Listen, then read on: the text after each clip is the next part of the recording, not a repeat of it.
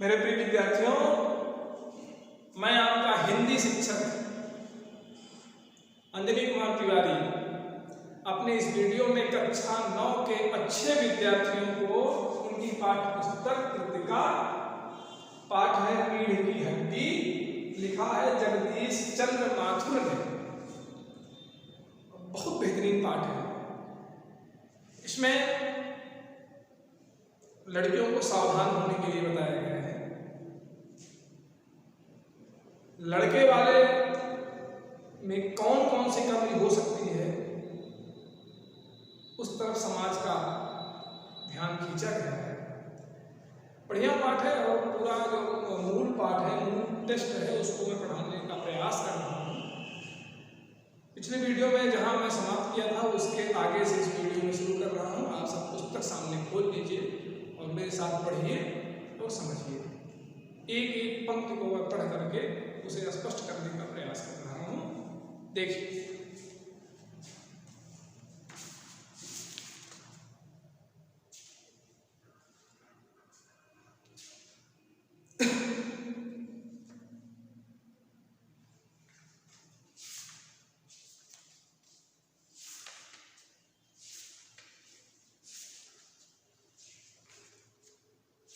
पान की तस्तरी लेकर के आती है। कौन लेकर के आती है? उमा लेकर आती है। पान की तस्तरी हाथों में, पान की तस्तरी हाथों में लिए उमा आती है। सादगी के कपड़े, गर्दन झुकी हुई बेटी है। गर्दन झुकी हुई, बाबू गोपाल प्रसाद आंखें, बाबू बाबू बाबू गोपाल प्रसाद आंखें कड़ाकर और शंकर आंखें छिपाकर। शंकर आंखें छिपा क्यों रहा है? शंकर पहचान गया कि वही लड़की है हॉस्टल वाली जो जानती है मेरे विषय में सब कुछ। आंखें छिपा कर उसे ताक रहे हैं राम स्वरूप। यही यही आपकी लड़की है। राम स्वरूप लड़की के पिताजी इतना प्रेम दर्शाते हैं, करे मेरी नहीं, ये आपकी बिटिया है। ला बेटी पान मुझे दो। उमा पान की तस्तरी अपने पिता को देती है। उस समय उसका चेहरा ऊपर को उठ जाता है और नाक पर रखा हुआ सोने का रिम वाला चश्मा दिखता है। बाप बेटे चौंक उठते हैं। चश्मा? राम स्वरूप जरा सबका कर जी। वह पिछले महीने में इसकी आंखें दुखनी आ गई थी, सो कुछ दिनों के लिए चश्मा लगाना पड़ रहा है। जना पढ़ाई की थी इसलिए चश्मा लग गया था। गोविंद प्रसाद, पढ़ाई वढ़ाई की वजह से तो कुछ नहीं है। शक हो गया इसको, कहीं पढ़ाई की स्तर की दिक्कत हो गई। और जो अच्छे पढ़ने वाले लड़के हैं, बहुत मेहनत करते करते हो सकता है कि उनकी आँख में दिक्कत आ जाती है, इसलिए शक हुआ कहीं पढ़ी लिखी तो नहीं है। राम स्वरूप, नहीं साहब, वह तो मैंने अर्ज किया ना।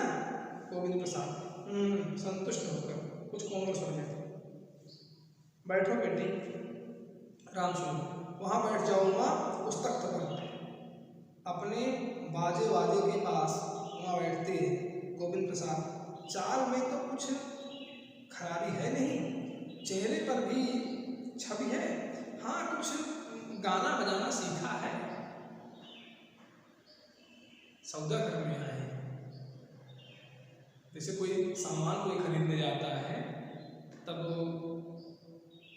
उसकी अच्छाई, बुराई, खराबी सब जान बूझ कर तब खरीदता है। ऐसे लग रहा है वो बेटी कोई सामान है जो खरीदने गया है, अपनी कमियों को नहीं देख रहा है। चलिए पढ़ता हूँ, आगे देखता हूँ।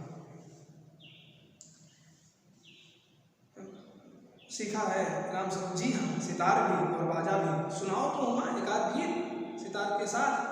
उमा सितार उठाती है।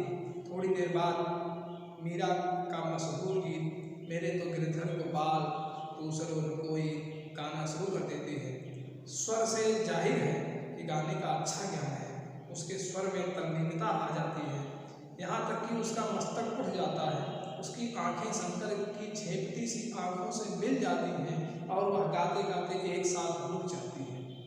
जैसे शंकर से आंख मिलती है वैसे गाते गाते रुक जाती है।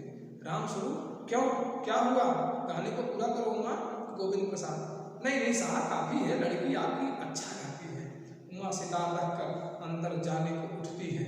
गोविंद प्रसाद अभी ठहरो बेटी, राम स्वरूप थोड़ा और बैठे रहो उमा।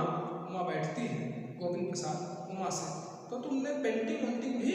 उमा चुप। राम स्वरूप अब उमा सब पहचान गई, सब जान गई ये लड़का कैसा है, ये व्यक्ति कैसा है। जब उसकी आंख शंकर की आंख से मिली, शंकर को पहचान गए। राम स्वरूप हाँ, यह तो आपको बताना भूल ही गया, यह जो तस्वीर टंगी हुई है कुत्ते वाली, इसी ने खींची है, और वह उस दीवार पर भी। गोविंद प्रसाद यह तो बहुत अच्छा है, और सिलाई वगैरह? राम स्वरूप सिलाई तो सारे घर की इसी के जिम्मे रहती है, यहाँ तक कि मेरी कमीजें भी। वो प्रेम से बोलते हैं राम स्वरूप। गोविंद प्रसाद ठीक, लेकिन हाँ बेटी तुमने कुछ इनाम भी जीते हैं। उमा चुप। राम स्वरूप इशारे के लिए खांसते हैं, लेकिन उमा चुप ही है। उसी तरह गर्दन झुकाए गोपाल प्रसाद अधीर हो उठते हैं और राम स्वरूप सकपकाते हैं। उमा कुछ नहीं बोलती है। राम स्वरूप सोच रहे हैं हमारी बिटिया बोले, जैसे मैं बिका हुआ हूँ मजबूरी में, वैसे ये भी हो जाए, लेकिन वो ऐसा करने वाली नहीं है। वो अपना आत्म बलिदान नहीं करने वाली है। देश के स्वतंत्र नागरिक है, उसे स्वतंत्रता के साथ जीवन जीने का पूरा अधिकार है। गोविंद प्रसाद जरा रुखी आवाज में, जरा इसे भी तो मुंह खोलना चाहिए। राम स्वरूप उमा देखो आप क्या कह रहे हैं, जवाब दो ना। गाना गाई थी, मुंह खुला था, लेकिन अब और कुछ पूछना चाहते हैं, और कुछ जानना चाहते हैं। उमा हल्की लेकिन मजबूत आवाज में, क्या जवाब दूं बाबूजी? जब कुर्सी मेज बिकती है तब दुकानदार कुर्सी मेज से कुछ नहीं पूछता। कुर्सी मेज से थोड़ी पूछता है कुर्सी तुम कैसी हो, मेज तुम कैसी हो। जब कुर्सी मेज बिकती है, समझिएगा, तब दुकानदार कुर्सी मेज से कुछ नहीं पूछता, सिर्फ खरीदार को दिखला देता है। पसंद आ गई अच्छा, वरना। राम स्वरूप चौंक कर खड़े हो जाते हैं। उमा उमा उमा अब मुझे कह लेने दीजिए बाबूजी, ये जो महाशय मेरे खरीदार बनकर आए हैं, इनसे जरा पूछिए कि क्या लड़कियों के दिल नहीं होता, उनके हृदय नहीं होता, क्या उनके चोट नहीं लगती, क्या बेबस भेड़ बकरियां हैं जिन्हें कसाई अच्छी तरह देखभाल कर खरीद ले। गोविंद प्रसाद ताव में आकर, बाबू राम स्वरूप आपने मेरी इज्जत उतारने के लिए मुझे यहाँ बुलाया था। उमा तेज आवाज में, जी हाँ, और हमारी बेइज्जती नहीं होती जो आप इतनी देर से नाप तोल कर रहे हैं। और जरा अपने इन साहबजादे से पूछिए कि भाई पिछले फरवरी में लड़कियों के हॉस्टल के इर्द गिर्द क्यों घूम रहे थे और वहाँ से कैसे भगाए गए थे। शंकर बाबूजी चलिए चलिए, जो चोर होते हैं उनके मन में खोट रहती है, चोर बैठा रहता है, वैसे मुँह छिपा के भागते हैं, सत्य के सामने टिक नहीं पाते हैं। कभी भी झूठ जो होता है, चोर जो होता है, वो जब मंच पे आता ही नहीं है, सार्वजनिक मंच पे वो सत्य के सामने कभी टिक नहीं पाता, आता ही नहीं है, तो चोरी छिपे रहेगा, अपने आप को छिपा के रहेगा, तभी तो अपने कभी कहाँ दिखाई देते हैं, हमेशा छिप छिप के रहते हैं। शंकर बाबूजी चलिए चलिए। गोविंद साहब लड़कियों के हॉस्टल में, क्या तुम कॉलेज में पढ़ी हो?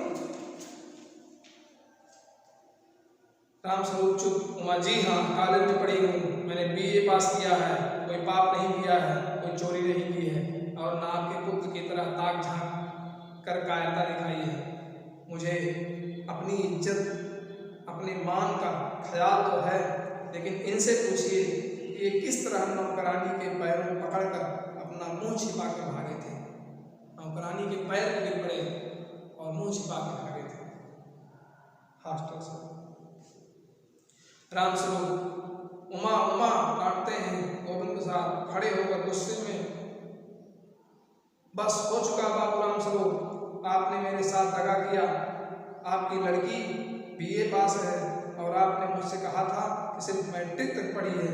लाइए मेरी छड़ी कहाँ है, मैं चलता हूँ। बेद ढूंढ कर उठाते हैं, BA पास। हो गजब हो गया, झूठ का भी कुछ ठिकाना है।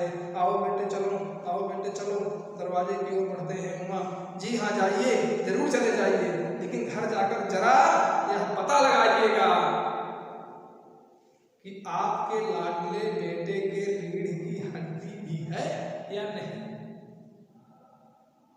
रीढ़ की हड्डी, इसकी बैकबोन कमजोर हो गई है, यानी बैकबोन बाबू गोपाल प्रसाद के चेहरे पर बेबसी का गुस्सा है और उनके लड़के के रुलासापन।